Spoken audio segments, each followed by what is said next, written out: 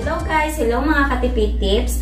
Gagawa po tayo ng Mango Graham Shake. So, mas affordable yung gagawin po natin. Kasi diba, hindi naman talaga natin maaalis na sa lugar natin ang hirap magbenta lalo na kapag napamahal na. So, yun po yung i-share ko sa inyo. Affordable na pero masarap. Diba, naka-experience na tayo na kapag nag-shake tayo, parang tunaw yung pinakang yelo. So, dito po sa video, nakapaloob na po yon yung tips, idea, kaya panoorin nyo lamang po hanggang huli kasi yung inyo pong maaaring katanungan, nandito na po yun sa video. At syempre, mahalaga po yung costing po natin kung may balak tayong gawin siyang business. So, magkakaroon na po tayo ng idea kung magkano po yung puhunan at posible po nating tubuin. Kaya tara, excited na po akong i-share sa inyo yung 3 for 100 Mango Graham Shake po natin. Okay? So, ito yung blender natin na na-order natin online. Maganda nga ba itong pan-shake? So, matatry natin yan. Kasi merong blender na ang pangit gamitin sa shake. Ang cute ng cup natin, maganda pa. Ayan, okay, kita ba? Okay, so ang size po nito, nakalagay sa online, doon sa in-orderan ko, 8 ounce. Pero pag sinukat natin siya, hanggang dito, 10 ounce po yun. So, hindi ko alam kung 8 ounce o 10 ounce. Basta nung sinukat ko siya is 10 ounce. Yung pinakantahip natin dyan, dahil meron tayong toppings, dome lid yung gagamitin po natin. Yung kung lalagyan ko ng baso, ng cup, na-order ko din yan online. So, maglalagay ako ng link. Ito pong ating mango, 1 kilo po ito. At nung nakayod na po natin, ang kinalabasan po ay 600 grams yung timbang. Okay? Gagamit po tayo ng crushed graham. So, ito yung binili ko. Ito po ay 1 kilo at mabibili po sa mga grocery. Meron din naman po sa online.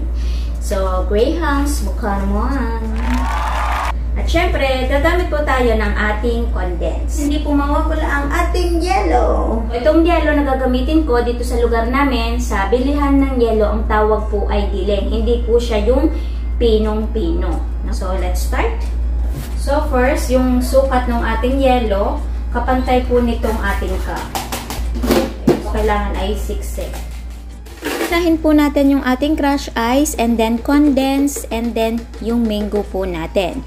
Pagkatapos, i-shake na po natin ito. Estimate nasa 2 minutes, nasa pagitan ng 2.5 minutes.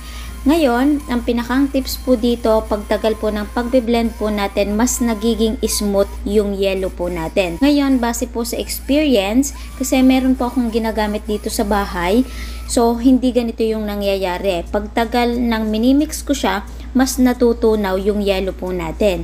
So, itong blender na na-order ko online, habang tumatagal, mas nagiging smooth yung pinakang yellow.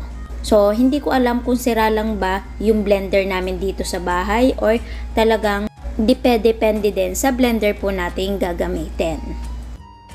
Ngayon, mag-assemble naman po tayo sa ating cup. Patunahin po natin ang grahams and then yung mixture. Kapag nasa kalaghatian na, grahams po ulit. Tapos yung pinakang mixture. So, kitang-kita naman yung pagka-smooth at pagkaganda ng pagkakablend po natin sa yelo. Ngayon, maglalagay po ulit tayo ng toppings. So, grahams ulit. Tapos, yung mango po natin. Tapos, magdadresel tayo dito ng condense. So, pampadagdag ng design at pampasarap na din po sa ating mango graham. Gagamit po tayo ng dome lid kasi meron po tayong toppings and then maglalagay tayo ng straw. Siyempre, kung take out, plastic na lamang po ang kulang. Magawa naman po tayo ng 3 for 100 pero ganun lang din naman yung ingredients po natin. Kumbaga is dodoblehin lamang po natin.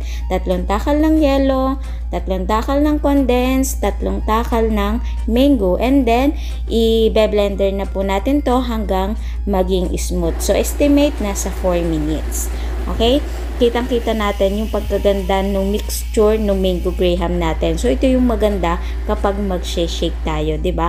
Kitang-kita yung pagka-smooth. Ganun lang pong kabilis, kadali gawain yung mango graham po natin. Pwedeng-pwede na nating ipang-business or kahit sa harap lang po ng ating bahay. Tapos, tamang-tama, sa darating pong pasukan, pwedeng-pwede po natin itong negosyohin. Mag-assemble naman po tayo sa mga cups. So, unahin lang ulit natin yung Graham's mixture and then Graham's ulit. Tapos yung pinakang mixture and then yung pinakang toppings na po natin. So, 'di ba? Para na siyang ice cream.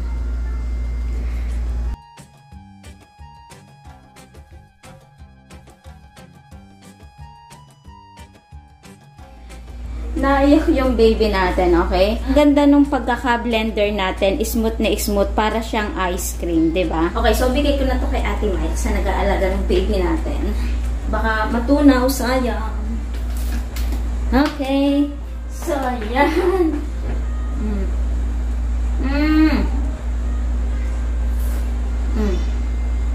Ganda ng pagka-shake niya. Okay, so yung tamis po nito, sakto po lamang at may pagka-creamy po talaga. So, nag-combine doon yung lasa ng condense natin at saka yung pagka-smooth ng yelo. Tapos yung mango, lasang-lasa, yung Graham, kaya tatawagin talaga nating mango Graham. Yung size po ng baso natin, para sa akin, sakto po lamang kasi merong shake na napakalaki, para bang ang feeling ko parang maglulungad na ako sa sobrang dami. So, depende naman po yon. Itong baso na ginamit ko, para sa akin, isaktong-sakto lamang. Yung tipong uulit ka pa ulit kinabukasan kasi hindi ka pasawa. Diba? Kumbaga, ngayong araw na to is sakto po lamang. Ang tanong, magkano nga po ba ang kalalabasan po ng bawat baso? Magkano po ang magiging puhunan? So, mag-costing na po tayo kasi parang naulan na. Mamaya, iiyak na po ulit yung baby po natin. Okay?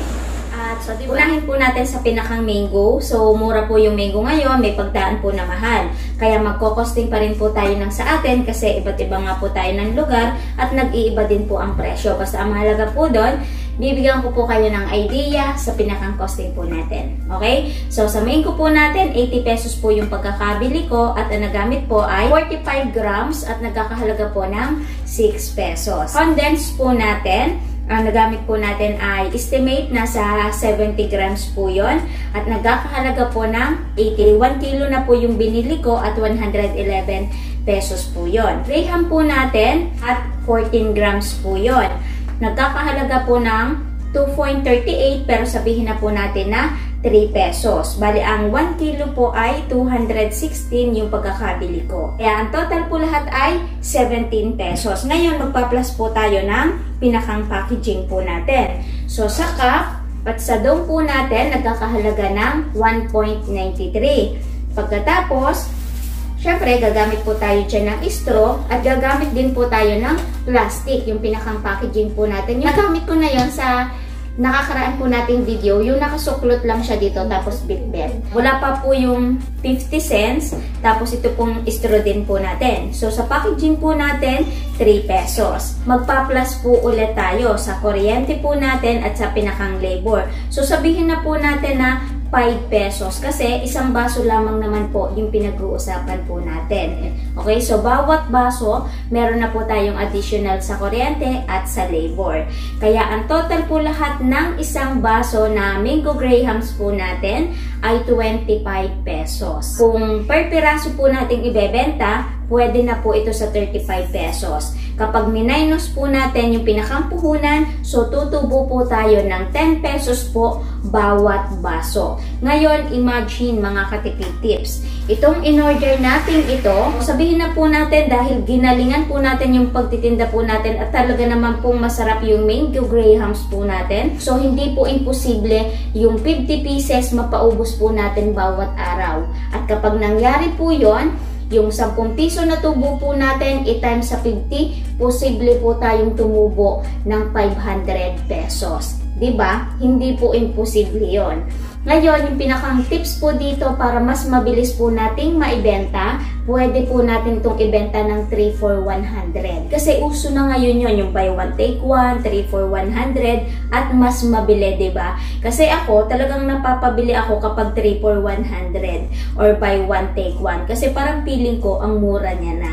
Ngayon, bigyan ko kayo ng maikling costing sa 3 for 100. So, yung 25 pesos na pinakampuhunan po natin, kapag iti-times 3 po natin yan, so 75 pesos. So, tutubo po tayo ng 25 pesos sa 3 for 100. Ngayon, i-times po natin sa 16. Kasi ito pong 50 pieces, makaka 16 na order po tayo na 3 for 100. 25 pesos na pinakang tubo natin, i-times sa 16 at posible po tayong tumubo ng 400 pesos. So, nawala yung 100 pesos. So, para sa akin, mas okay na po yun. Kasi, imagine mga katipid tips, makaka 16 order lamang po tayo doon. Tapos, tutubo na po tayo ng 400 pesos. Ang maganda doon, mabilis na po nating naibebenta. At yung pinakang konsumo po natin sa kuryente, pagod po natin, yung trabaho po natin, parang isang gawaan na lamang po. Diba? Nabawasan man ng 100 pesos, so, sulit na din kasi mas posibilidad na mas marami pa po nating maibenta. 'Di ba? Baka mamaya 100 pieces na cups na hanggang 150, hindi naman po imposible 'yon basta ginalingan po natin. Okay? So, hanggang dito na lamang po at sana meron po akong naibigay na magandang negosyo idea po sa inyo. Siguro pakinig nyo na yung baby ko umiiyak. Kaya hanggang dito na lamang po at kita-kits na lang po ulit sa next video po natin. Okay? Bye!